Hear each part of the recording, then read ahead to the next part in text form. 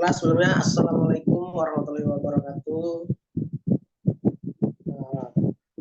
Di sini kami dari kelompok 3 mata kuliah Tata Kelola Keuangan Pemerintahan ingin mempresentasikan hasil diskusi kelompok kami yang berjudul Anggaran, Pendapatan, dan Belanja Negara. Sebelumnya, perkenalkan,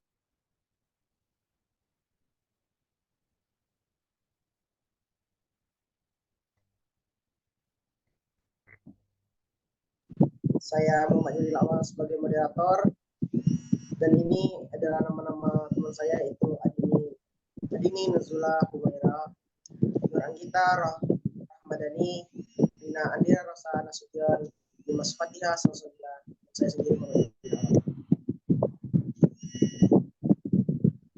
Materi yang akan kami sampaikan ada beberapa poin. Itu yang pertama anggaran, kebijakan anggaran, kebijakan APBN, serta penutup.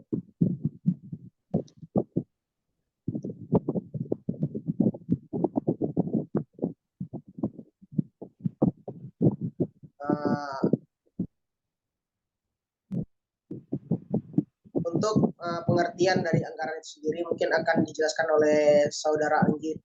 Waktu dan tempat saya persilakan.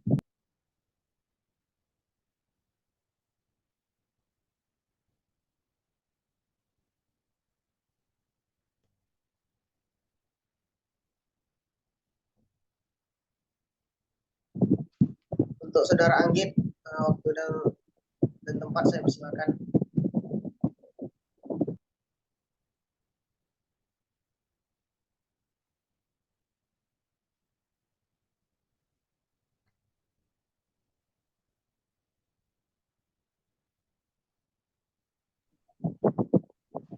Bisa dengar nggak?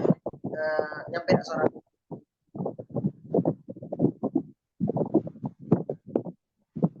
Cek, cek. Baiklah, saya akan memaparkan materi yang pertama, yaitu anggaran. Anggaran ialah suatu daftar atau penyataan terperinci tentang rencana penerimaan dan pengeluaran untuk suatu kegiatan untuk jangka waktu tertentu, biasanya 1 tahun. Lembaga eksekutif yang mempersiapkan rencana penerimaan dan belanja negara atau daerah, termasuk pos-posnya, kemudian diajukan kepada lembaga legislatif, DPR, dan DPRD untuk dipertimbangkan dan kemudian diputuskan serta ditetapkan sebagai undang-undang atau peraturan daerah. Dalam Undang-Undang 1945, Presiden menetapkan anggaran pendapatan dan belanja negara. Setelah mendapatkan persetujuan Dewan Perwakilan Rakyat, pada pasal 23 ayat 1 Undang-Undang Dasar 1945, juga Undang-Undang Nomor 17 Tahun 2003 tentang Keuangan Negara. Baiklah, selanjutnya saya akan mengalihkan kepada Nyimas Fatihah Salsabila. Baik, saya akan menjelaskan tentang bagian kedua, yaitu kebijakan anggaran. Ada 2 perekonomian pada kebijakan anggaran, yaitu yang pertama ada ekonomi tertutup, lalu dia terbagi. Yang pertama yaitu anggaran belanja tidak seimbang atau unbalanced budget.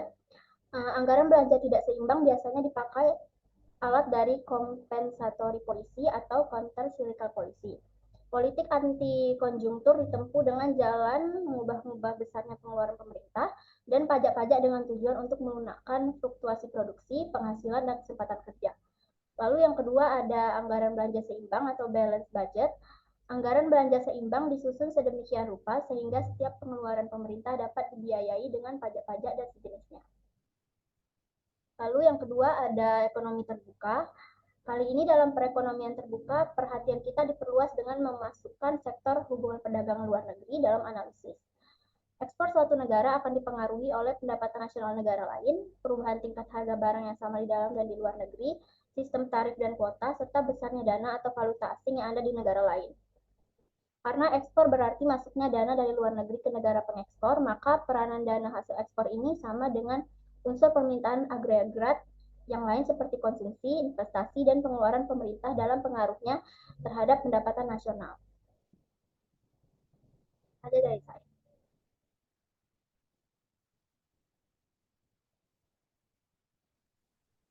Baiklah, saya akan menjelaskan mengenai kebijakan APBN, yaitu pengalaman di Indonesia.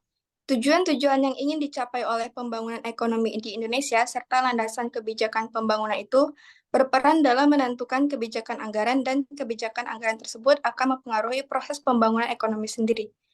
Jadi terdapat kaitan melingkar satu sama lain.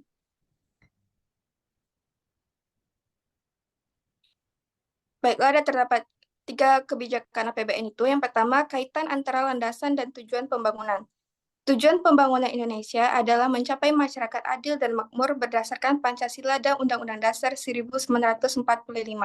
Masyarakat seperti ini akan tercapai dengan dihapuskannya kemiskinan lewat peningkatan pendapatan per kapita, perluasan kesempatan kerja, dan redistribusi pendapatan yang lebih merata. Guna mencapai berbagai tujuan di atas, haruslah disusun urutan prioritas pembangunan sesuai dengan tersedianya dana dan kebutuhan pembangunan. Urutan prioritas itu dapat tercermin pada prioritas anggaran, sehingga kebijakan anggaran merupakan salah satu kebijakan penting dalam usaha mencapai cita-cita pembangunan. Lebih-lebih karena negara mengambil bagian pokok sebagai pemimpin pembangunan. Penjelasan selanjutnya akan dijelaskan oleh Rina Andira. Baiklah, saya akan melanjutkan tentang kebijakan APBN pengalaman Indonesia. Yang kedua yaitu B, pola anggaran pendapatan dan belanja negara. Penerimaan rutin atau anggaran penerimaan dalam negeri dikurangi dalam pengeluaran rutin membentuk tabungan pemerintah. Tabungan pemerintah dialokasikan ke dalam dana pembangunan bersama-sama dengan penerimaan pembangunan yang berupa bantuan luar negeri.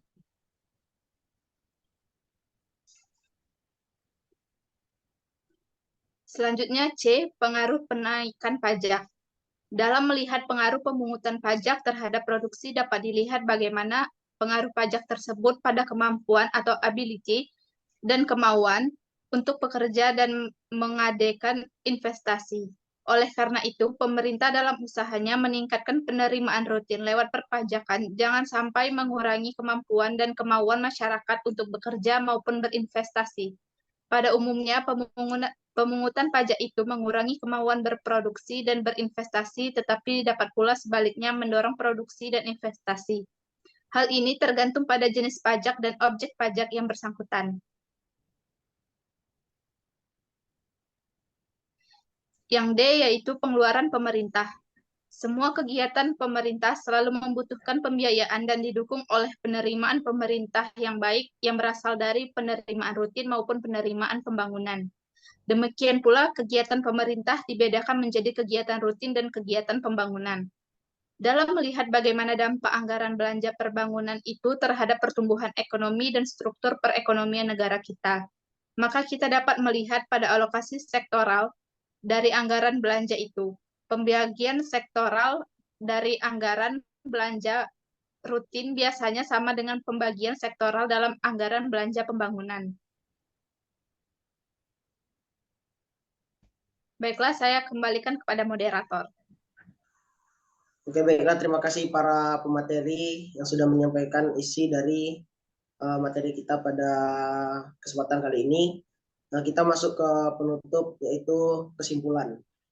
Ini saya akan memberikan beberapa kesimpulan yang dapat kita ambil dari materi yang sudah dijelaskan oleh pemateri tadi, yaitu anggaran atau budget ialah suatu daftar atau pernyataan terperinci tentang rencana penerimaan dan pengeluaran untuk suatu kegiatan kegiatan untuk jangka waktu tertentu.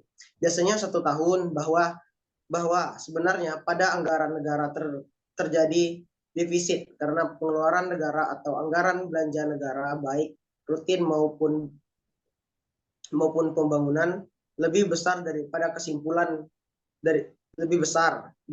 daripada kemampuan penerima negara atau dalam negeri ini, menandakan pemerintah telah menetapkan program-programnya berada di atas daya dukung kemampuan penerima dalam negeri.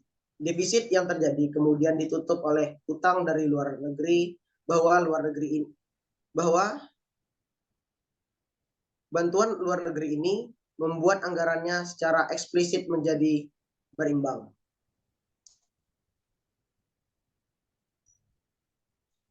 Mungkin itu saja yang dapat kelompok kami sampaikan. Kurang lebih mohon maaf. Saya sebagai moderator mohon undur diri. Saya akhiri. Allahul muwafiq ila aqwamit thoriq. Wassalamualaikum warahmatullahi wabarakatuh. Waalaikumsalam warahmatullahi wabarakatuh.